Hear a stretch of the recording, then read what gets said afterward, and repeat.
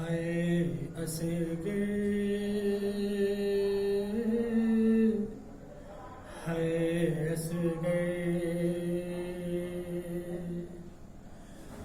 हाय असे गए, हाय असे गए। बानो बुला रही है, घर लौट आस गए। बानो बुला रही है, घर लौट आस गए। झूले के पास बैठी आंसू बहा रही है, घर लौट आस गए। बानो बुला रही है, घर लौट आस गए।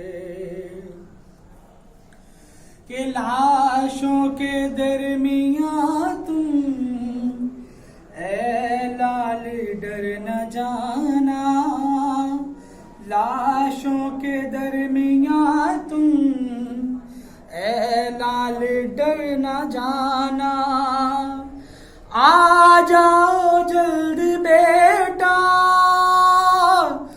अब रात आ रही है, घर लौट आस गए। बानो बुला रही है, घर लौट आस गए। कि देखा है जब से बेटा, मक्तल में जलता झूला। देखा है जब से बेटा, मक्तल में जलता झूला। लगता है जैसे मेरी बीनाई जा रही है, घर लौट आस गए। बानो बुला रही है, घर लौट आस गए। अरे मालूम है ये मुझको, डरते थे रात में तुम। मालूम है ये मुझको, डरते थे रात में तुम। इस याद में ही मादर शम्मे जला रही है, घर लौट आस गए। बानो बुला रही है, घर लौट आस गए। हाँ यादों में तेरी अस गई, झूले की लकड़ियों को। यादों में तेरी अस गई, झूले की लकड़ियों को। गोदी में लेके बानो झूला झूला रही है, घर लौट आस गए। बानो बुला रही है, घर लौट आस गए। झूले के पास बैठी आंसू बहा रही है, घर लौट आस गए। हाँ जब से गए हो बेटा, मादर का हाल ये है। जब से गए हो बेटा, मादर का हाल ये है। लोरी किसे सुनाए, नौहे सुना रही है, घर लौट आस गए। बानो बुला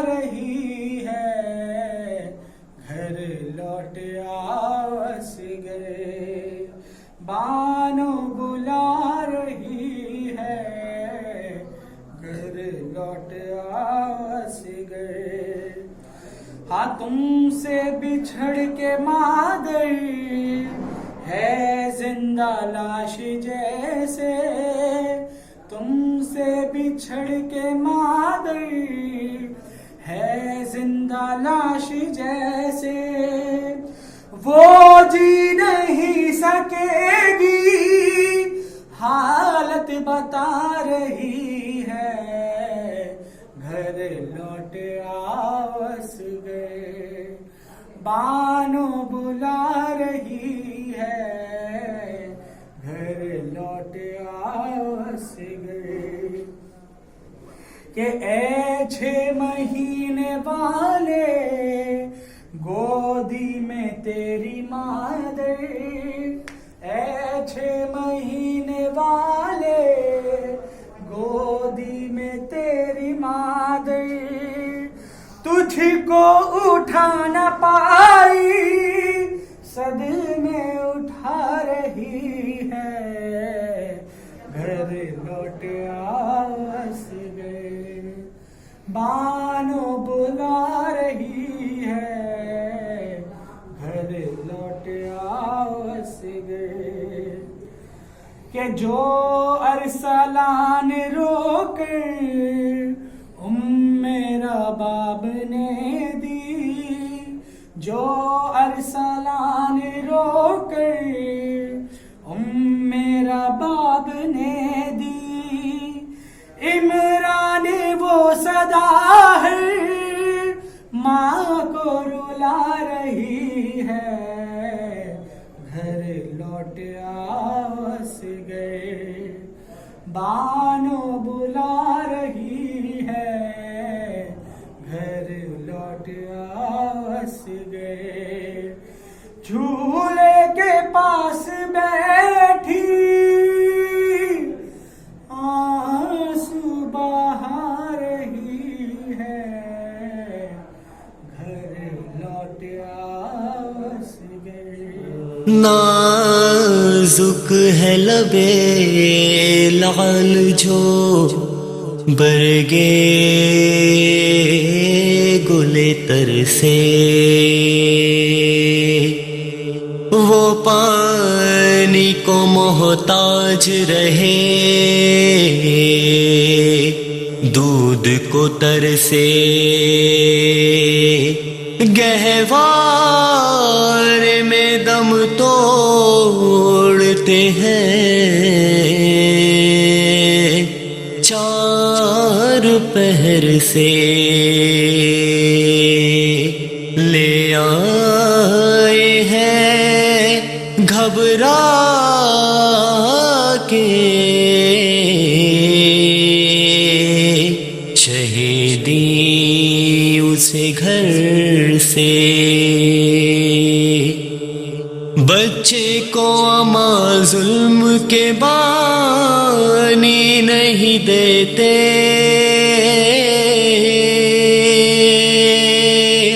मुँह खोले है मासूम वो पानी नहीं देते। वो नन्हे से कुर्ते के तले चांद सा सीना,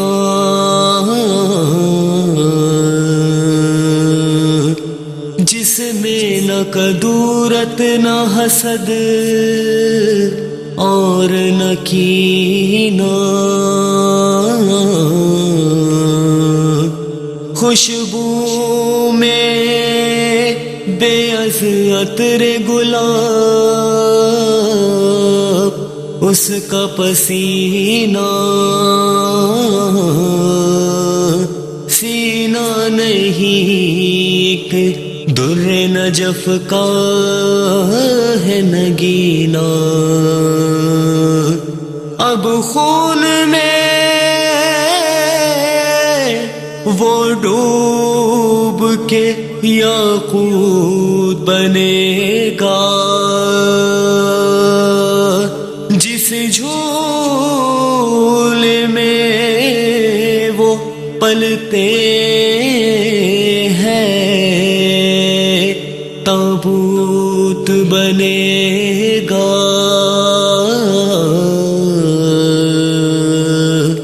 फरमाने लगे सिबते नबी अश्क बहा कर, हम प्यास बुझाएंगे तो कौसर ही पजा कर। हट जाता हूँ मैं खाक पर असगर को लिटा कर, दरिया से तुम ही पानी पिला दो इसे ला कर। अपने लिए साइल कभी पानी का न होगा, बच्चा मेरा बच जाए मैं प्यासा ही रहूंगा। बढ़े कर बिन काहिल ने कहा, ऐ शहवाला अकबर को तो देखा, इसे मैंने नहीं देखा। दिखलाओ तो असगर का मुझे चांद सा चेहरा, सुनता हूँ कि हम सूरते हैदर है ये बच्चा। हासिल हुई अकबर से पैगंबर की ज़ियारत, बाकी है मगर हैदरे सफदर की ज़ियारत। शबीर ने इस चांद को हाथों पे उठाया, चिल्ले से कमावार ने वातीर मिलाया। खम हो के इसे मिसले कमा शह ने बचाया। मानिंदे अजल नाव के तीरे सितमाया। शबीर छुपाते रहे नाज़ों के पले को, बाजू पर लगा तोड़ के नन्हे से गले को। जब तीर को मासूम की गर्दन से निकाला, दुनिया से सफर कर गया वो हंसनियों वाला। चिल्ला के अजब दर्द से रोए शहवाला। नजदीक था हो जाए कलेजा तहो बाला। गुल था के अब उम्मत का निगहबान अली है। फरियाद को ज़हरा तरफ़े अर्श चली है। औज़ु बिल्लाहि समीउल अलीम मिन शैतानिर रजीम। बिस्मिल्लाहिर रहमानिर रहीम। अल्हम्दुलिल्लाहि रब्बिल आलमीन वस्सलातु वस्सलामु अला सय्यिदना व शफीना क़ासिम मुहम्मद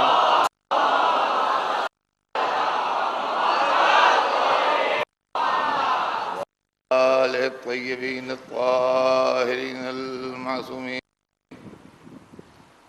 ولعنة الله عليهم أجمعين من يوم هذا إلى يوم الدين. بعد فقد قال الله سبحانه تبارك وتعالى في كتابه المبين وهو أصدق الصادقين ولا تلبسوا الحق بالباطل تكتموا الحق وأنتم تعلمون. صلوات भेजना।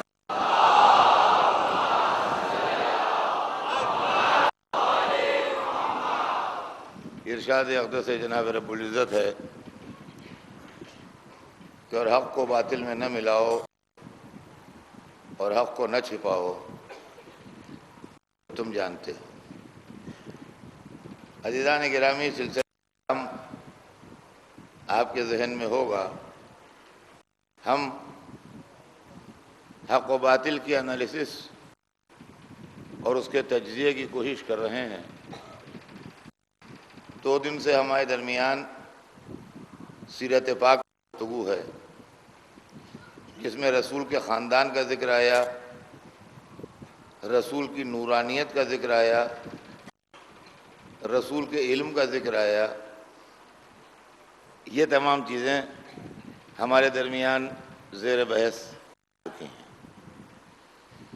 आज सिलसिले को ख़त्म करके मैं आगे बढ़ना चाहता हूँ, लेकिन उससे पहले मैं ये हाथ जोड़ के गुजारिश करूँगा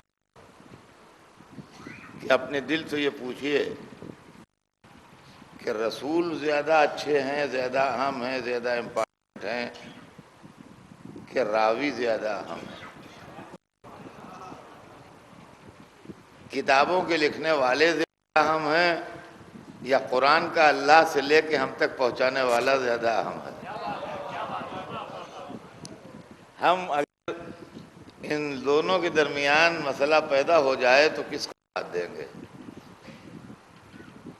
फला मौलाना ने ये लिखा है लिहाजा मौलाना की इज्जत न जाए, या रसूल की शान में लिखा है जिसने भी लिखा है गलत लिखा है, रसूल की अज़मत में कमी न हो। आप इंसाफ से बताइए कि इस्लाम की तारीख़ में जो रवायतें तैयार की गईं और जो हदीसें गढ़ी गईं, उसके अंदर रसूल की शान के ख़िलाफ़ बहुत सी हदीसें लिखी गईं और बहुत इम्पॉर्टेंट किताबों में वो हदीसें आ गईं। कैसे आ गईं, क्यों आ गईं, किस वजह से आ गईं, किसके असर से आ गईं, किसके इन्फ्लुएंस में आ गईं, हमें इससे बहस नहीं है। इसलिए कि अगर बात छेड़ेंगे तो फिर वही जज्बात का मामला होगा और ताल्लुकात का मामला होगा और ज़ाती मोहब्बतों का मामला होगा। हमें बहस नहीं है ये कैसे आ गई, लेकिन जो किताबें हमारे हाथ में हैं उसके अंदर वो हदीसें हमें मिलती हैं।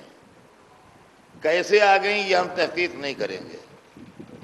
कौन जिम्मेदार है इसका ये हम पलट के पूछने नहीं आएंगे। लेकिन कम अज़ कम आज की दुनिया में एक पढ़ा लिखा मुस्लिम तबका जो है, मुस्लिम सोसाइटी, मुस्लिम मुआशरा, वो बैठ के इन किताबों को खोल के सारे फ़िरक़ों को बिठा के ये फैसला तो करे कि इसके अंदर सही क्या है, गलत क्या है। अक्ल किसे तस्लीम करती है और अक्ल किसे तस्लीम नहीं करती है? कौन सी बात ऐसी है जो शान रिसालत के मुताबिक है और कौन सी बात ऐसी है जो शान रिसालत के खिलाफ है? हुजूर को एक तरफ तो हम ये मानते हैं कि वो 1,24,000 पैगंबरों के सरदार हैं। हज़रत आदम से लेके हज़रत ईसा तक जो सिलसिला नबूवत व इस्मत व तहारत व बुलंदी है, उस सब की सरदारी हुजूर के पास है और ये सरदारी हमारे पास कुरान से साबित है कि आप इन सब के सरदार हैं। लेकिन जो इन सब का सरदार हो, बिल्कुल आपके जज्बात को अपील करके पढ़ रहा हूँ, आपका दिल, शायद मेरी बात दिल में बैठ जाए किसी के तो मेरी तकदीर कामयाब है। ये जो 1,24,000 इतने बड़े बड़े साहिब एजाज और साहिब इस्मत और ऐसे अल्लाह के रसूलों का जिनके ज़िक्र से कुरान भरा पड़ा है, इनका जो सरदार है, क्या 40 साल तक उसको ये ना मालूम होगा कि वो कौन है? आप इंसाफ से बताइए। और अगर उसको 40 साल तक नहीं मालूम है कि कौन है, देखिए मेरे सवाल का जवाब रात को जब लेटिएगा, जब सोचिएगा, अगर 40 साल तक को नहीं मालूम था कौन है, तो इस 40 बरस में हुजूर क्या थे? आप सोचिए इस 40 बरस में क्या थे? उम्मती थे कि रसूल थे?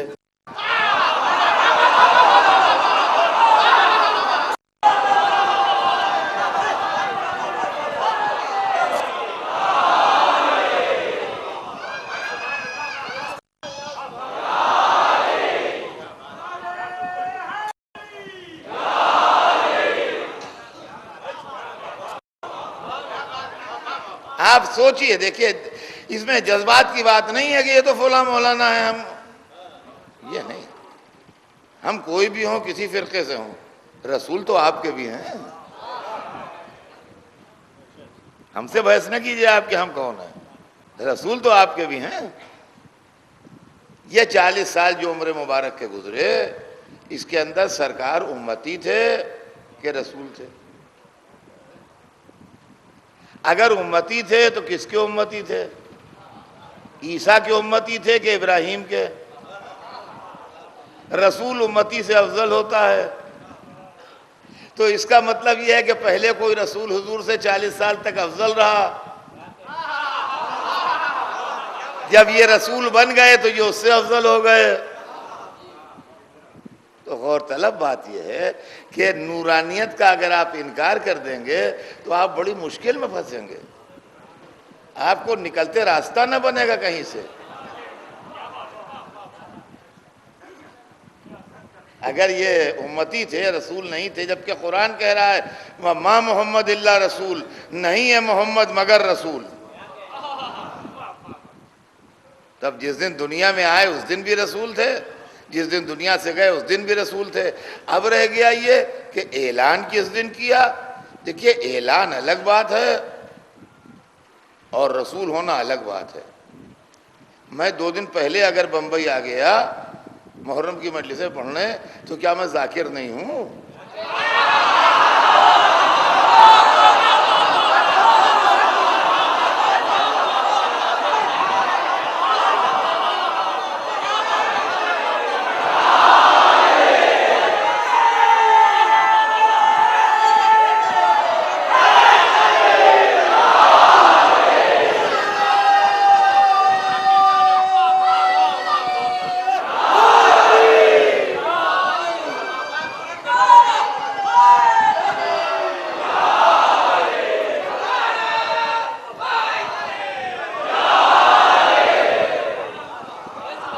सोचने के काबिल बात है अजीज़ान गिरामी।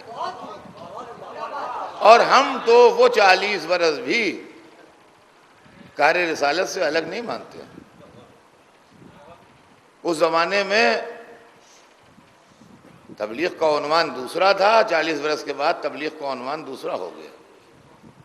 आप यूं समझ लीजिए कि जब गर्मियां आती हैं, ख़ासतौर से हमारे इलाकों में, यूपी में, जो लोग उधर के रहने वाले हैं वो समझते हैं, और भी हिंदुस्तान के बहुत से इलाके हैं, तो तेज़ सूरज चमकता है, लू चलती है, गर्मी होती है, गर्म हवा चलती है, और ज़मीनें बिल्कुल तपने लगती हैं और चिटकने लगती हैं।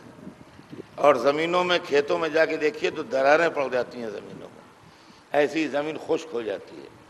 फिर उसके बाद मौसम बदलता है, अब्र रहमत आते हैं, बारिश शुरू होती है, ज़मीन नरम होती है, फिर किसान निकलता है, फिर उसके अंदर खेती करता है, हल चलाता है, फर्टिलाइज़र मिलाता है ज़मीन में।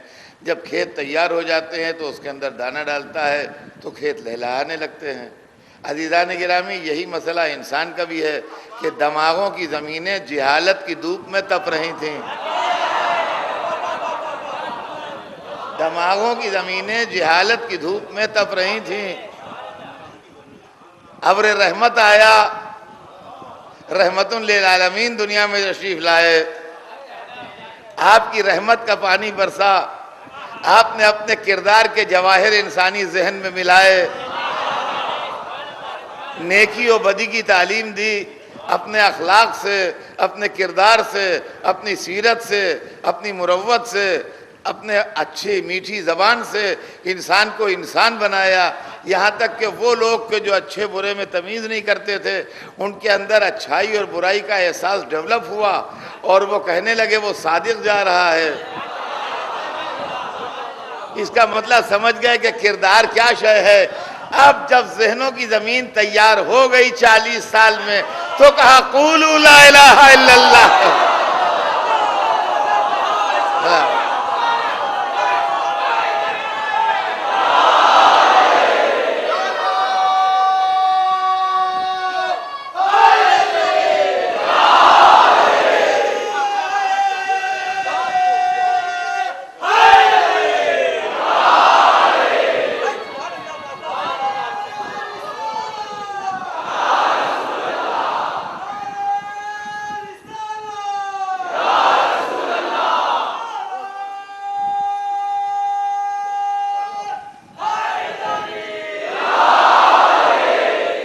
अल्लाह ने अपने रसूल को मक्के में भेजा, मक्के में भेजा। सबसे बड़ा रसूल मक्के में आया। वैसे तो कोई ज़मीन का हिस्सा ऐसा नहीं जहां अल्लाह का रहबर ना आया हो। कुरान मजीद ने साफ लफ्ज़ों में बताया कि नमा अंता मंजुरुन वलिकुल्लि कौमिन हाद, आपको भी अल्लाह ने डराने वाला बना के भेजा और हर कौम के लिए हादी भेजा। तो जहाँ जहाँ इंसानी वजूद था वहाँ वहाँ पैगंबर आए। अब ये और बात है कि हमें उनके नाम मालूम है या नहीं, हमें उनका ज़माना मालूम है या नहीं, लेकिन कुरान से ये साबित है कि जहाँ जहाँ इंसान था वहाँ वहाँ नबी आए। लेकिन अपने हबीब को अल्लाह ने मक्के में भेजा। मक्का आज हुजूर की वजह से मुअज़्ज़ज़ हो गया, अल्लाह का घर बन गया वहाँ, इसलिए मुअज़्ज़ज़ हो गया। वरना यूँ अगर देखा जाए तो मक्का एक ऐसी जगह है जहाँ खेती बाड़ी भी नहीं होती, जहाँ ज़्यादा वसाइल भी ज़िंदगी के नहीं हैं, कश्मीर की तरह हरा भरा भी नहीं है, यूरोप की तरह सरसब्ज़ व शादाब भी नहीं है, एक बेआब गया इलाका है। और उस ज़माने में भी जो हिजाज था, जो मक्का था, जहाँ वहाँ कोई ख़ास तहज़ीब और कोई कल्चर जन्म नहीं ले रहा था।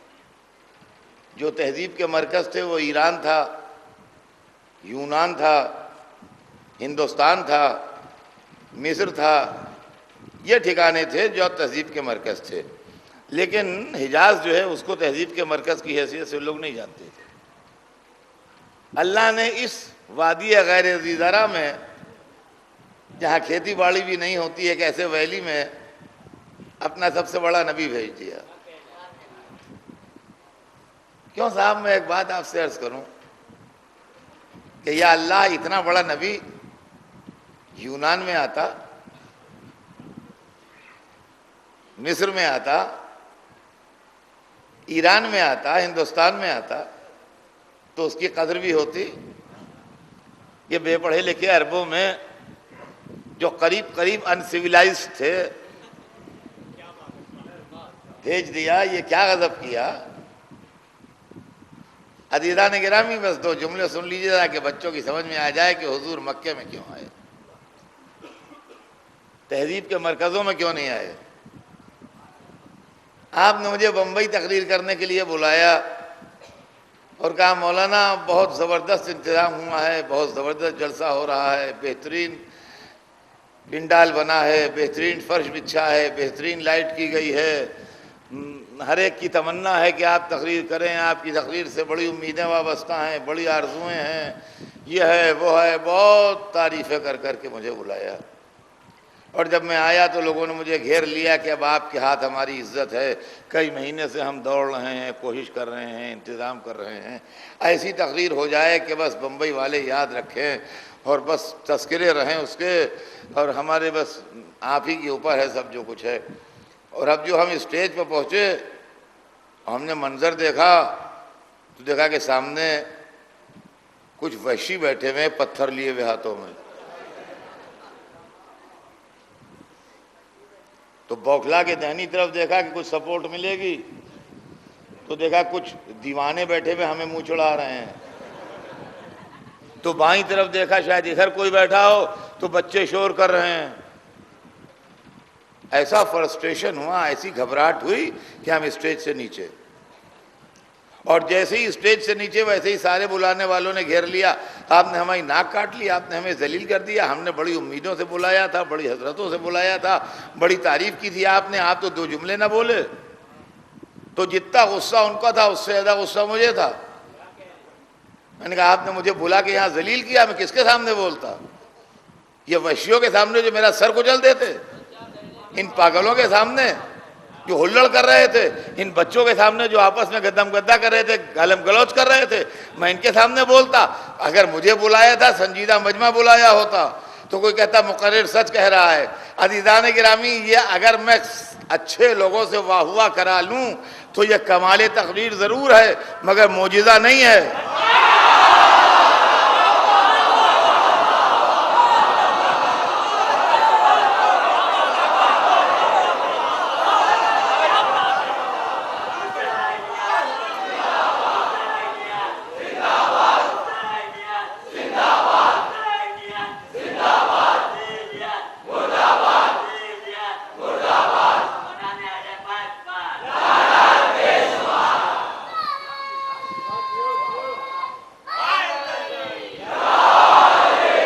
तो हुजूर अब सुनिएगा इस बात को, क्या अगर मैं अच्छे और संजीदा मजमे से वाह करा लूं तो कमाल तकरीर है, मोजिज़ा तकरीर नहीं है। लेकिन अगर तकरीर में यह जौहर हो कि वहशी मुहज़्ज़ब हो जाएं, दीवाने सही दमाग हो जाएं, बच्चे संजीदा हो जाएं, तो यह मोजिज़ा तकरीर है। अल्लाह का रसूल अगर मिस्र में आता, ईरान में आता, हिंदुस्तान और यूनान में आता तो कमाल हिदायत जाहिर होता। अरब में आके एजाज हिदायत जाहिर किया है।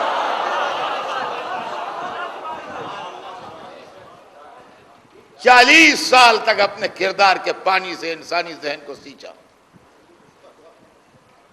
और उसके बाद रिसालत का ऐलान फरमाया। यहां पर फिर मुझे एतराज है इस्लाम की तारीख से। जो लोग लिखते हैं कि पहली मर्तबा जब गारे हिरा में जिब्राइल को देखा तो डर गए।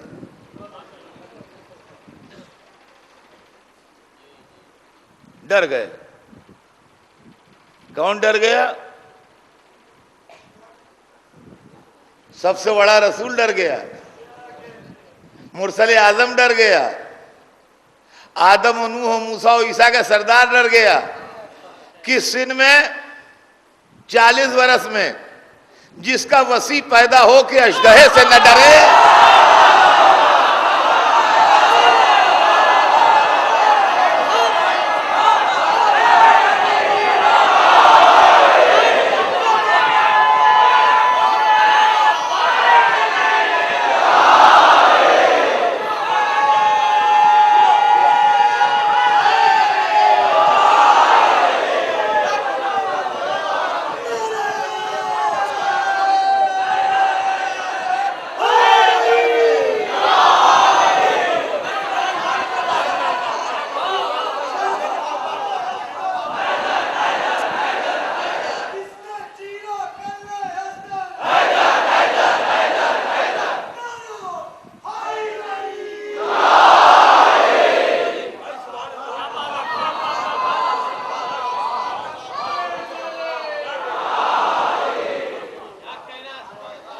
जी जिसका वसी न डरे उसका नबी डर गया। आप सोचिए ये क्या है आपके घर के अंदर सब माल।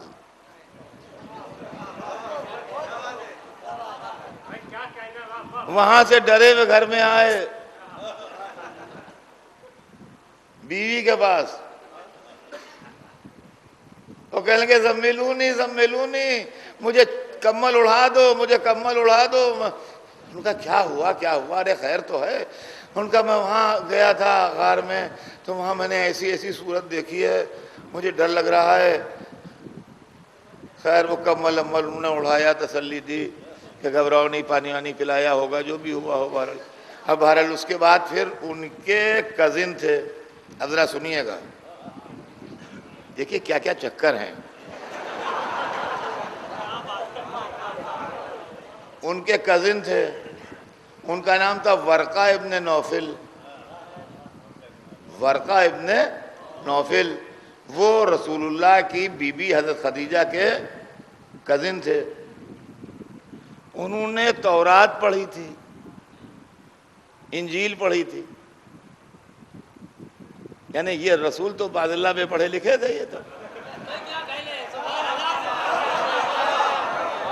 मगर उनके कजिन जो थे वो पढ़े लिखे आदमी थे और उन्होंने तौरात पढ़ी थी, इंजील पढ़ी थी।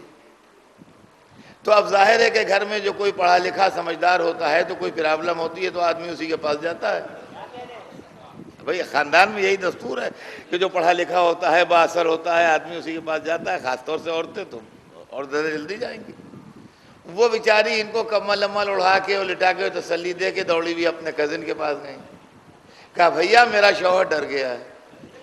उनका क्या हुआ क्यों डर गया, क्या बात हुई?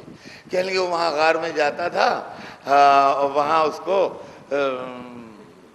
ऐसी ऐसी शक्ल दिखाई दी और वहाँ से डरा हुआ आया वो, और मैं उसको कम्बल अम्मल में लपेट के लिटा दिया है और मैं तुम्हारे पास आऊँ, बताओ मैं क्या करूँ।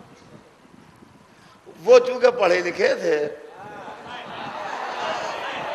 देखिए देखिए क्या दबे पांव ईसाइयत और यहूदियत का एहसान इस्लाम पर आ रहा है।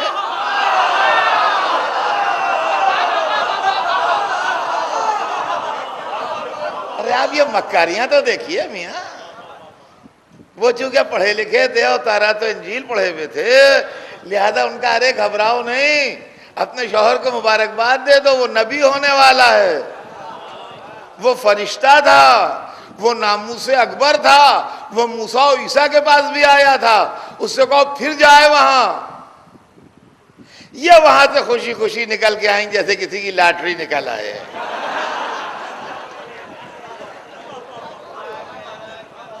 वो कम्बल ओढ़े डरे हुए लेटे थे। इनका अरे क्या डरे लेटे हो, तुम नबी हो रहे हो। मेरा कजिन तौरात और इंजील का आलिम है, उसने खबर दी है। क्यों मुसलमानों, क्या तुम्हारा नबी इतना भोला था कि ईसाइयों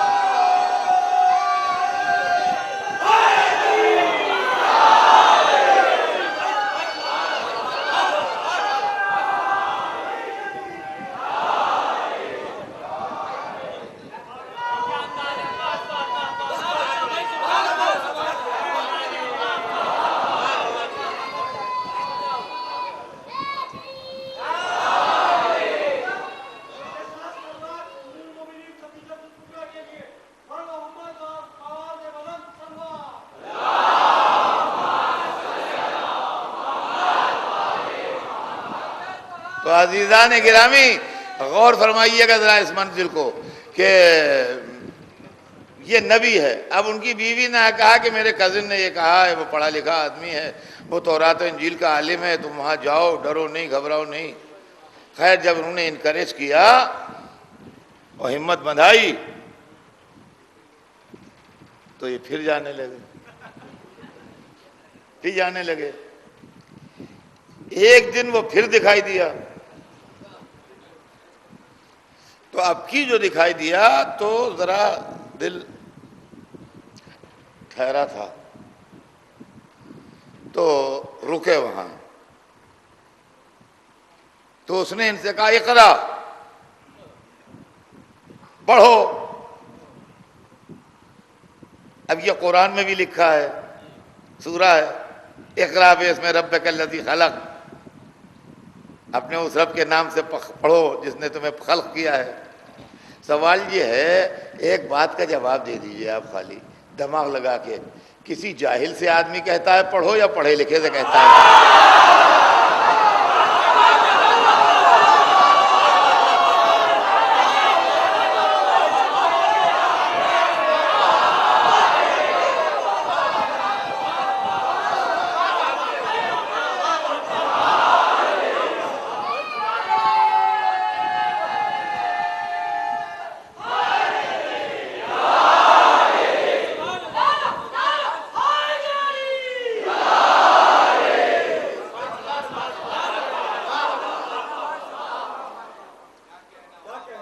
अजीजा ने गिरामी, तो अब वहां पर इनकी रवायत यही लोगों की, उनका मैं तो पढ़ा लिखा हूं ही नहीं, मैं क्या पढ़ूं। उसने पकड़ा और पकड़ के इनको, अब वो लफ्ज़ तो मैं नहीं कह सकता, लेकिन ये बस समझ लिए लिटा दिया और सीना चाक किया,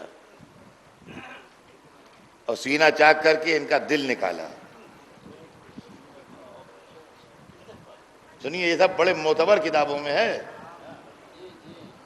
सीना चाक करके दिल निकाला, और वो वहां से अपने साथ सोने का लोटा और सोने का तश्त तब लाया था वो, और पानी भी वहीं से लाया था, सब इंतजाम था उसके पास।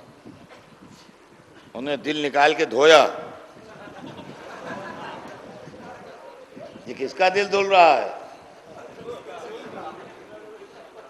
1,24,000 के सरदार का। और उसके बाद फिर दिल को चीरा और उसमें से कुछ निकाल के फेंका,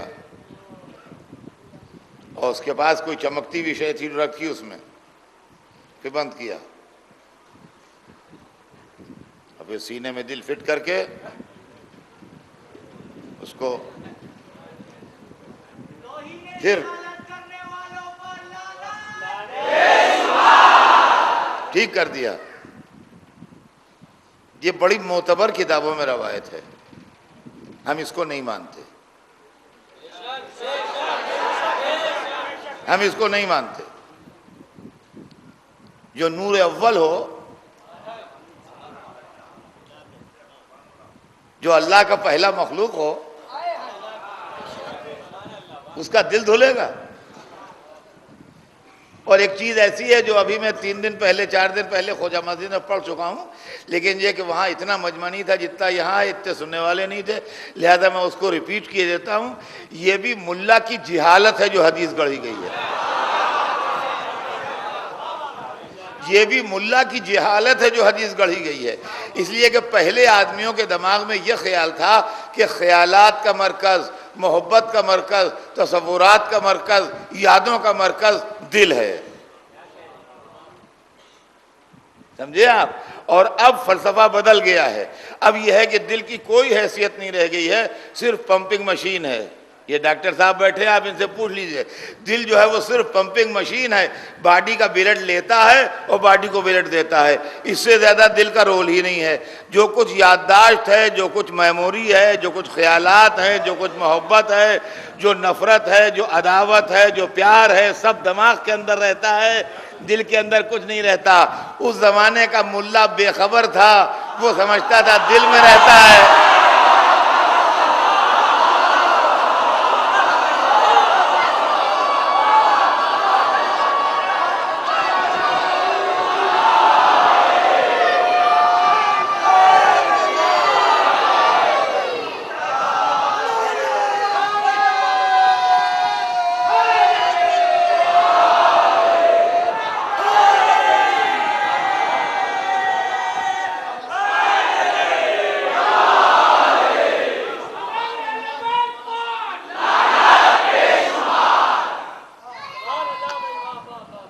अब अगर मुल्ला पढ़ा लिखा होता तो दिमाग धुलवाता, दिल न धुलवाता। समझे आप? ये मसला है यहां। क्यों साहब, मैं आपसे इंसाफ से पूछता हूं कि क्या इस 21वीं सदी में ये सब खुराफात तारीख में रहे या निकाल के फेंक दिया जाए? आप इंसाफ से बताइए। उसके बाद मैं कहाँ तक अर्ज करूँ, ये तो वो सिलसिले हैं कि अगर बयान करता रहूँ तो वक्त गुजरता रहेगा और बयान तमाम ना होगा। इसके बाद फिर किरदार रसूल की मंजिल आती है। मैं पूरी तहजीब के दायरे में रहते हुए और पूरी तरह मिंबर के आदाब का एहतराम करते हुए जो बात आपसे कहना चाहता हूं वो ये है कि झूठे रावियों ने सरवरे कायनात के सिलसिले में ऐसी रवायतें लिखी हैं जो हम अपने बुजुर्गों के लिए पसंद न करें। अब आप इस बलीग जुमले का मतलब समझ लीजिए। हम अपने वालिद के लिए, अपने दादा के लिए, अपने चचा के लिए, अपने मामू के लिए, अपने बुजुर्गों के लिए जो किरदार पसंद न करें, वो सरकार दो आलम के सिलसिले में लिखा है। अब मैं क्या बताऊं, वो चीज़ें मैं पढ़ नहीं सकता मेंबर से, लेकिन उन चीज़ों के नतीजे में गुज़श्ता सदी में दो किताबें आई हैं। आगाज़ में रंगीला रसूल आया और आखिर में सलमान रुश्दी किताब आई।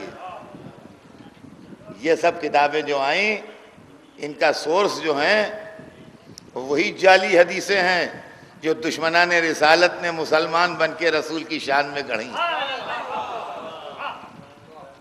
समझे आप? मैं वो सुना नहीं सकता। ना मिंबर की तहजीब इजाज़त देती है, ना मजमे की तहजीब इजाज़त देती है। मेरी आवाज़ हर एक सुनता है, मेरी बहनें बेटियां भी सुनती हैं, नहीं सुना सकते। ये आप, हाँ, एक रवायत आपको खाली सुना दो जो सुना सकता हूँ कि एक दिन नमाज पढ़ाने आ गए। थोड़ी सी नमाज पढ़ाई थी कि नमाज तोड़ दी। लोगों ने पूछा क्या हुआ? कहने लगे अरे भाई हमें गुस्ल करना था, भूल गए थे।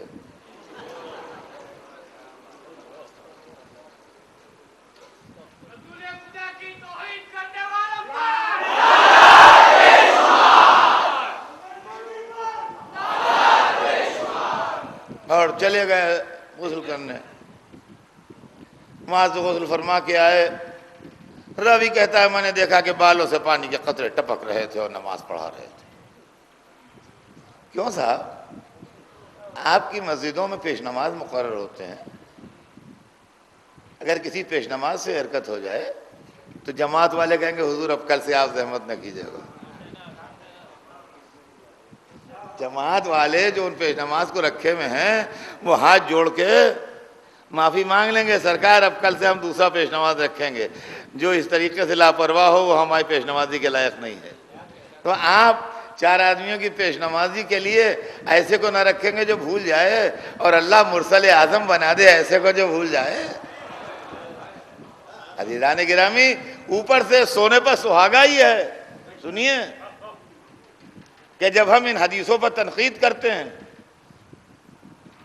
और इनको चेक करते हैं और इन पर एतराज़ करते हैं तो लोग आस्तीनें उलटने लगते हैं। हाय, अरे आप इस किताब को नहीं मानते? हाय, इस किताब में लिखी है। हाय, आप नहीं मानते? इसमें लिखी हुई है जनाब। कैसे आप इनकार करते हैं? कैसे आप मुसलमान हैं? यानी आपको किताब प्यारी है, रसूल प्यारा नहीं है।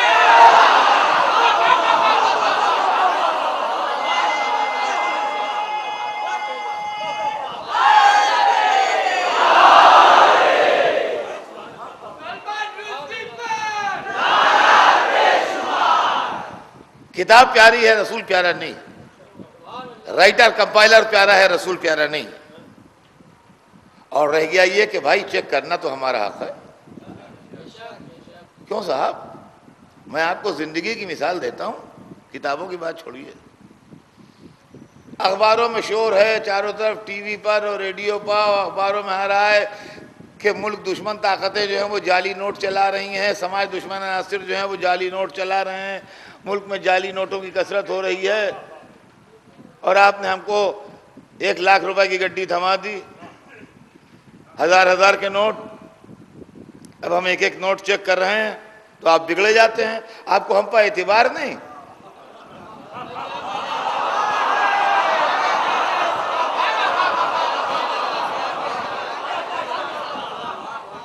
अरे भाई 10-5 रुपए गड्डी हो, एक आध झूठा भी निकल जाए चलो हम खा लेंगे। ये हजार के नोट जो हैं या अगर 2-4 इसमें से गलत निकल गए तो हमारा तो बड़ा नुकसान हो जाएगा। हम एक एक नोट चेक कर रहे हैं। अब जो चेक कर रहे हैं तो आप खफा हुए जा रहे हैं, क्या आपको हम पर एतबार नहीं है? और ये बताइए कि मार्केट में जाली नोट हैं कि नहीं?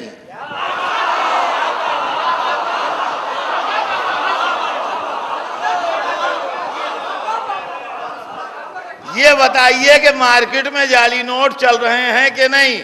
अगर कोई हिंदुस्तान की मार्केट में एक नोट भी जाली नहीं है तब तो ठीक है, आप हमसे कह सकते हैं इस गड्डी को क्यों चेक कर रहे हैं। और अगर बराबर से जाली नोट चल रहे हैं तो हमारे चेक करने पर नाराज ना होइए। हम आपसे पूछते हैं, इस्लाम में झूठी हदीसें हैं कि नहीं?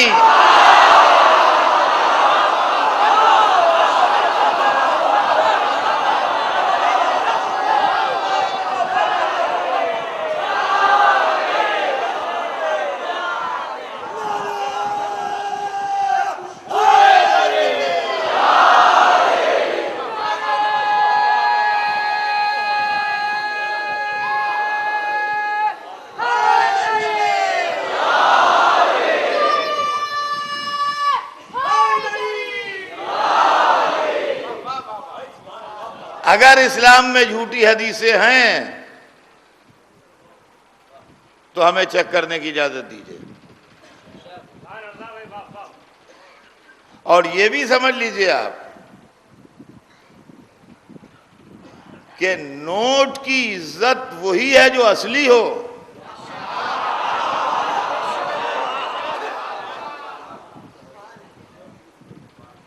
जो रिजर्व बैंक ऑफ इंडिया ने इशू किया है वही नोट है, बाकी जो है वो नोट नहीं है, चाहे बशक्ले नोट हो और आदमी देख के धोखा खाए उसे, मगर वो नोट नहीं है, वो जुर्म है। उसका चलाना भी जुर्म है, उसका रखना भी जुर्म है, उसका दूसरे को देना भी जुर्म है। उसको फाड़ के फेंक दीजिए, इसी में आपके अमन अमान की खैरियत है। तो असली नोट वो है जो रिजर्व बैंक ऑफ इंडिया की अथॉरिटी पर जारी हो। असली हदीस वो है जो मोहम्मद अरबी की जबान से निकले।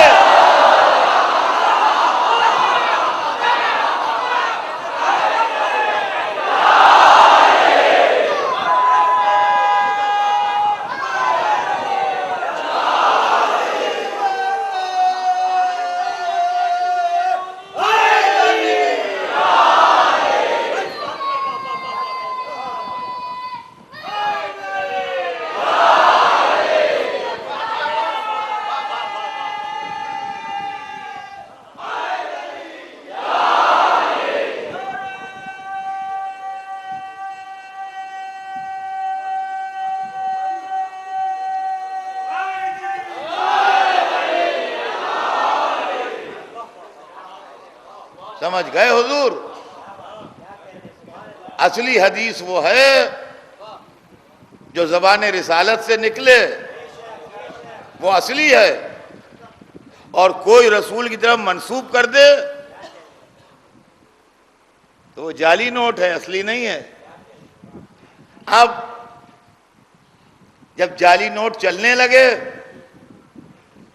तो सरकार ने मशीनें बनाई।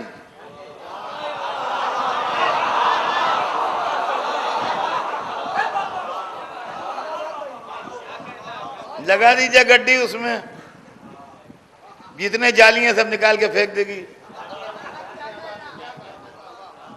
जितने असली हैं सबको एक्सेप्ट कर लेगी और जितने जाली हैं निकाल के फेंक देगी। माबूद, हम जाली हदीसों से दो चार होने वाले थे, तूने कोई मशीन बनाई? कहा कि हाँ मशीन हमने भेज दी है और उस मशीन का नाम है कुरान।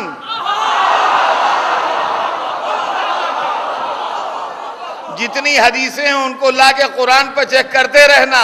अगर मुताबिक कुरान है तो कौले रसूल है, अगर खिलाफ कुरान है तो जाली।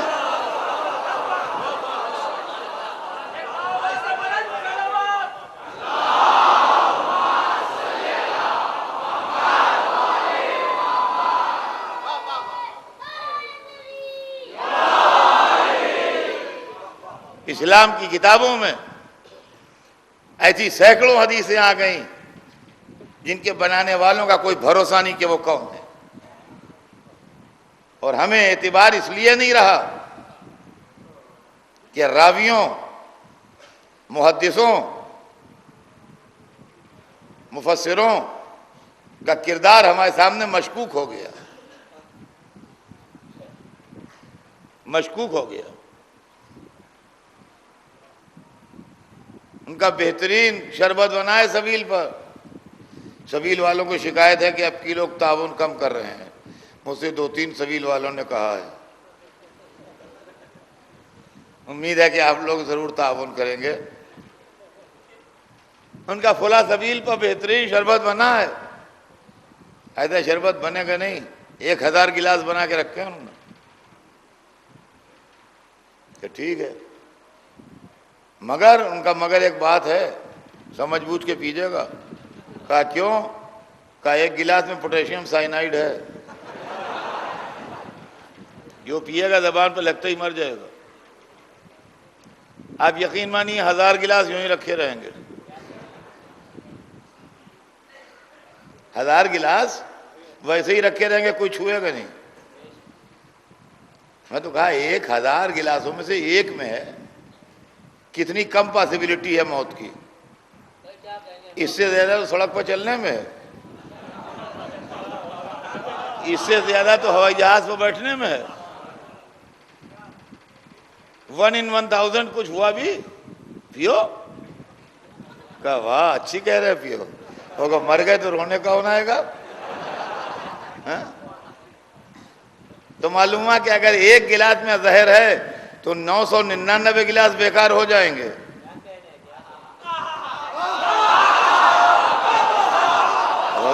गिरामी में आप खुद समझ 999 गिलास बेकार हो जाएंगे। हम कैसे ईमान ले आए बगैर परखे हुए? इसलिए कि जो लोग मिंबरों में बैठ बैठ के अली को बुरा कह रहे थे, जिन लोगों ने हसन के मुकाबले में अमीर शाम का साथ दिया, जिन लोगों ने हुसैन के मुकाबले में यजीद का साथ दिया, वही जब रावी बन गए, मुफस्सिर बन गए, मुहद्दिस बन गए, तो हम उन पर कैसे भरोसा कर लें?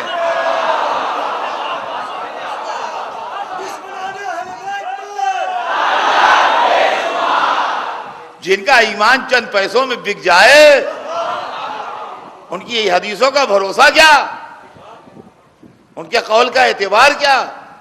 वो बनी उमैया की खुशी के लिए किरदार रसूल भी बिगाड़ सकते हैं, किरदार आले रसूल भी बिगाड़ सकते हैं, जो चाहे वो कर दें। और भोले भाले मुसलमान दौलत के नशे में चूर उस पर ईमान भी ले आएंगे। लिहाजा हम वो रवायतें नहीं मानते। क्यों नहीं मानते? अगर आप वो शरबत नहीं पीते जिसमें जहर मिला है, तो हम वो रवायत का जाम नहीं उठाते जिसमें खून हुसैन शामिल है।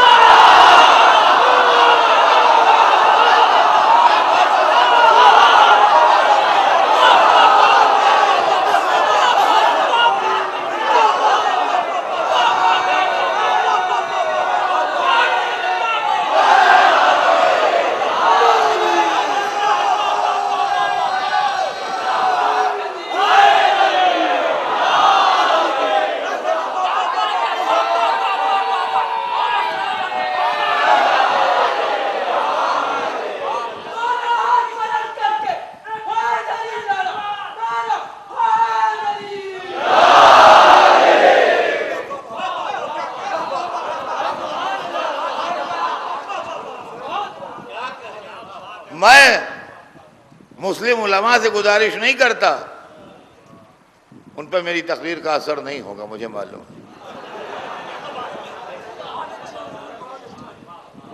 मैं मुस्लिम उम्मत से अपील करता हूं कि आप मेरे दर्द दिल को समझिए। मैं अपने घराने के लिए, अपने माँ बाप के लिए, अपने बुजुर्गों के लिए नहीं कह रहा हूं कि आप उनकी इज्जत कीजिए, एहतराम कीजिए। मैं आपके रसूल की बात कर रहा हूं, मुरसले आजम की बात कर रहा हूं, जिसका कलमा गो है, आप उसकी बात कर रहा हूं। क्या ऐसी तमाम रवायतों को बैठ के मुस्लिम उम्मत को चाहिए कि वो डिलीट करे, निकाले, हटाए। इसलिए कि कल को अगर सही रिसर्च नहीं हो पाई तो आज हो जाए। आदमी जब से सही हो जाए उसी वक्त से ठीक है, कोई ऐसी बात नहीं है कि चूंकि कल तक हम गलत थे लिहाजा आज भी गलत ही रहेंगे। भाई कल तक नहीं मुतवज्जे थे तो गलत थे, आज तवज्जो हो गई, ठीक हो गए। सोचिए क्या ये सब जो कुछ मैंने कहा है ये दिल पर असर करता है कुछ या नहीं करता है? ये बातें जो रसूल की तरफ मंसूब हैं, क्या आपका दिमाग ये कहता है कि शान रिसालत के खिलाफ हैं? और अगर आपका दिमाग ये कहता है कि हाँ बेशक ये चीज़ें शान रिसालत के खिलाफ हैं, तो फिर इन सब चीज़ों को इस्लाम की तारीख से निकाल के फेंकिए। थी किसी ज़माने की यादगार, अब नहीं है।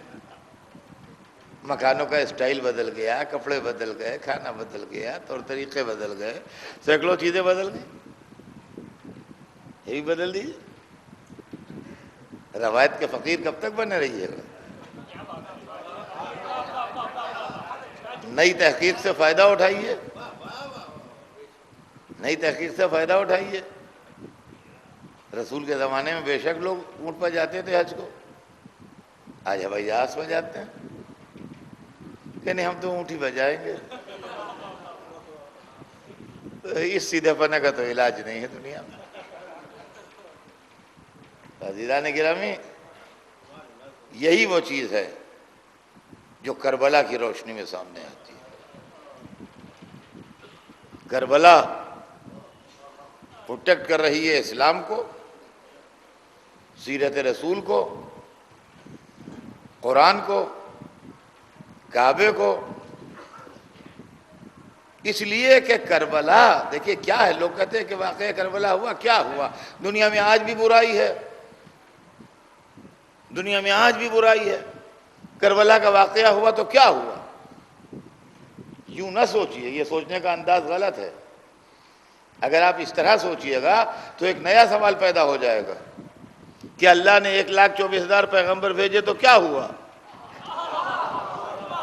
आज भी बुरे मौजूद हैं दुनिया में, चोरी भी हो रही है, कत्ल भी हो रहा है, गैरतगरी भी हो रही है, कल से ज्यादा हो रही है, कल से ज्यादा हो रही है आज। तो एक अदादारी की क्या बात है? पूरा इलाही मिशन है उस दांव पर लगा हुआ। तो समझिए इलाही पॉलिसी क्या है।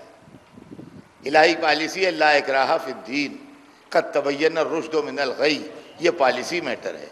अल्लाह ने ज़बरदस्ती किसी पर नहीं की है। क्या मुसलमान नमाज नहीं पढ़ते? सारे मुसलमान नमाज पढ़ने लगे, बस नमाज के बाद सर में दर्द होने लगे। जब तक नमाज नहीं पढ़ोगे दर्द नहीं जाएगा। जो जो टाइम गुजरता जाए दर्द तेज होता जाए। क्या मुमकिन जो कोई ना पढ़े नमाज? जी भागे हुए आएंगे नमाज पढ़ने के लिए तो दर्द असर शुरू हो जाएगा। भाई जो रोजा ना रखे उसके पेट में दर्द उठ खड़ा हो। हर आदमी रोजा रखेगा, कोई मजाल जो ना रखे, तेज गर्मियां होंगी जब भी रखेगा। ला इकराहा फिद्दीन, दीन में जबर नहीं है। आपका दिल चाहे नमाज पढ़िए, दिल चाहे ना पढ़िए। अल्लाह ने बता दिया कि नमाज वाजिब है। आपका दिल चाहे रोज़ा रखिए, दिल चाहे ना रखिए। अल्लाह ने बता दिया कि रोज़ा वाजिब है। तो अज़ीज़ान गिरामी, जो अल्लाह ने नहीं किया वो हुसैन क्यों करेंगे? ज़बरदस्ती नहीं है। हुसैन ने रास्ते बता दिए कि देखो एक हुसैनी रास्ता है कि अजीदी रास्ता है, चाहे इधर चले जाओ चाहे इधर चले जाओ। ये उनका था बुराइयां क्यों नहीं दूर हो रही हैं? बुराइयां आदमी के अंदर है, नहीं दूर हो रही हैं। हुसैन क्या करें? जबरदस्ती थोड़ी थी। हाँ, करबला के मैदान में 2 फौजें लाके खड़ी कर दी आमने सामने कि दोनों कलमा गो हैं, दोनों ला इलाहा इल्लल्लाह कह रहे हैं, दोनों मोहम्मद रसूलुल्लाह कह रहे हैं।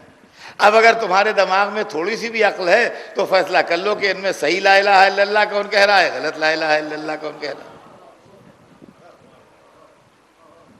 इसीलिए करबला में आए, और करबला में आए तो दूसरी मुहर्रम से लेके 9वीं मुहर्रम तक क़याम किया। 7वीं मुहर्रम से पानी बंद हो गया, बच्चे प्यास से बेकरार हो रहे थे, अलतश की सदाएं बुलंद हो रही थी। 9वीं मुहर्रम आई, असर का वक्त आया, इमाम अली मकाम 9 मुहर्रम को वक्त असर अपने खेमे में तशरीफ़ फरमा थे कि शहजादी ज़ैनब भाई के खेमे में आई। बहन की आहट महसूस की, सर उठा के देखा, कहा बहन कैसे तशरीफ़ लाई? कहा भैया मैं ये महसूस कर रही हूँ कि हमारे खेमों की तरफ लश्कर बढ़ रहा है, घोड़ों के टापों की आवाज़ आ रही है। हुसैन ने महसूस किया। कहा बहन आप सही कहती हैं, अच्छा अब्बास को बुलवाइए। इसलिए ज़ैनब ने अब्बास को बुलवाया। इमाम ने पूछा भैया क्या बात है? कहा दुश्मन का लश्कर हमारी तरफ बढ़ रहा है। ज़रा इसका अंदाज़ा लगाइए, आपके दुश्मन का लश्कर बढ़ रहा था मगर बाहर से इत्तिला नहीं आई, अंदर से आई। इसका मतलब यह है कि अब्बास की नज़रों में समा नहीं रहा था लश्कर। बढ़ने दो, एक मंजिल तक बढ़ के फिर नहीं बढ़ेगा।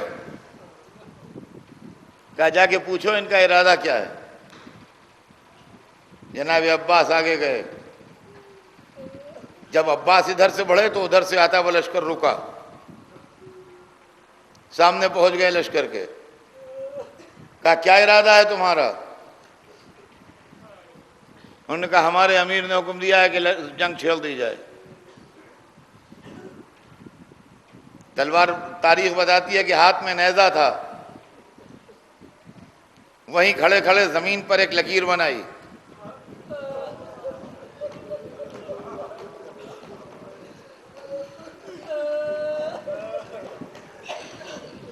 कहा खबरदार कोई इस लकीर से आगे ना बढ़े, मैं अपने आका से पूछने जा रहा हूं, मेरे आका जैसा हुक्म देंगे वैसा होगा। अब्बास नेज़े से लकीर बना के चले आए। वहां कोई नहीं था मगर रोबे अब्बास पहरा देता रहा।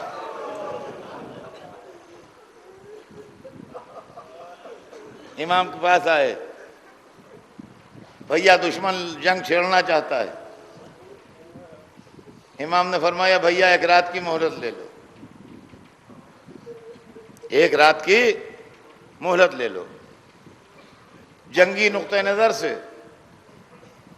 3 दिन के प्यासों का रात में लड़ना आसान था, इसलिए कि रेगिस्तान रात में ठंडा हो जाता है,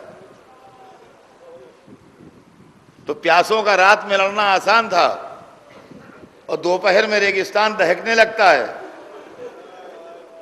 प्यासों का दोपहर में लड़ना मुश्किल था, लेकिन इमाम की मसलहत थी कि एक रात की मोहलत ले ली जाए। क्यों? दुश्मन के काले करतूत पर रात का पर्दा न पड़े, कोई यह न कहे कि हमने पहचाना नहीं कि अली अकबर हैं, वरना यह मुमकिन नहीं था कि अली अकबर के कोई बर्छी मार दे। हमने पहचाना नहीं कि अब्बास पानी लिए जा रहे हैं, वरना यह नहीं था कि एक मशकीदा पानी न चला जाने दिए थे। वो असमें अंधेरे में दिखाई नहीं दिया कि हुसैन के हाथों पर असगर हैं, वरना 6 महीने के बच्चों को तीर मारता है। आप अक्ल से सोचिए। तो दुश्मन अपने सारे काले करतूत पर रात का पर्दा डाल देता। हुसैन ने कहा दोपहर में लड़ाई होगी ताकि कोई यह न कहे हमने देखा नहीं, हमने पहचाना नहीं, हमने जाना नहीं। कहा जाओ इनसे कहो कि एक रात ठहर जाए, कल सवेरे लड़ाई होगी। हजरत अब्बास तशरीफ लाए, फरमाया मेरे आका फरमा रहे हैं कि एक रात ठहर जाओ। आपस में थोड़ी सी गुफ्तगू हुई और उसके बाद ये तय हुआ कि अच्छा ठीक है, एक रात ठहर जाया जाए। हुसैन के नासिरों ने रात इबादत में गुजारी, याद इलाही में गुजारी, जिक्र खुदा में गुजारी। सवेरा हुआ, जिहाद का आगाज हुआ। हुर ने आके कदमों पर सर रखा, मैदान जिहाद गर्म हुआ। हुर के बेटे ने कुर्बानी दी, दोस्तों की कुर्बानियां होती रहीं। दोस्तों के बाद जब दोस्त तमाम हो गए, ज़ोहर की नमाज तक हुसैन के दोस्त मौजूद थे। हबीब थे, ज़ुहैर थे, मुस्लिम थे, सईद इब्न अब्दुल्ला थे, अबू सुमामा सैदावी थे। लेकिन जैसे जैसे करबला का सूरज ढलने लगा, दोस्त खत्म होने लगे। यहां तक कि जब दोस्त तमाम हो गए तो अब बनी हाशिम रह गए। रवायत बताती है बनी हाशिम में सबसे पहले औलाद अकील ने अपनी कुर्बानी पेश की। मौला अली के भाई जनाब अकील, जिनके बड़े बेटे हजरत मुस्लिम कूफे में शहीद हो चुके थे, हजरत अकील के बेटों ने और जनाब मुस्लिम के बेटों ने मैदान जिहाद में आके अपनी कुर्बानी पेश की। तारीख बताती है जब औलाद अकील तमाम हो गई तो अब औलाद जाफर की बारी आई। आज छठी रात है।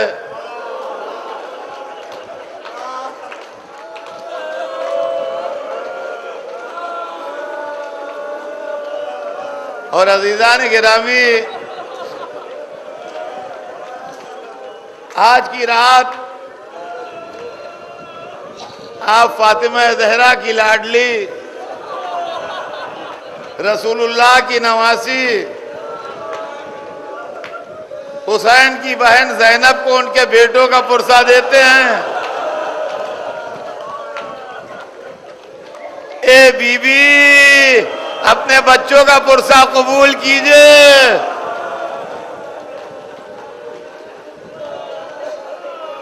सलाम हो उस बीबी पर जो अपने दो बेटों की लाश पर खेमे से न निकली, मगर अली अकबर की लाश लेने खेमे से निकल आई।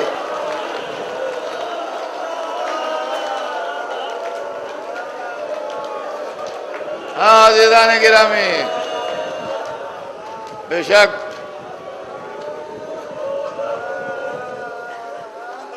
माँ ने बेटों को समझाया था। किसके बेटे थे? अब्दुल्ला के बेटे, जाफर के पोते, अली के नवासे, ज़ैनब कुबरा के लाल।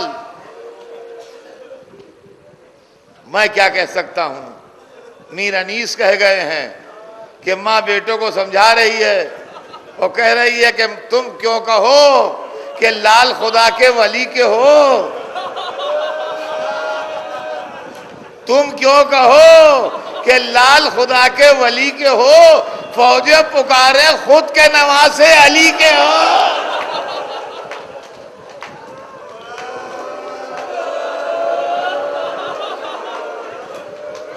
फौजे पुकारे खुद के नवासे अली के हो। अली के दोनों नवासे मक्तल में आए, बड़ी शान से लड़े, दुश्मन के लश्कर को तहोबाला किया।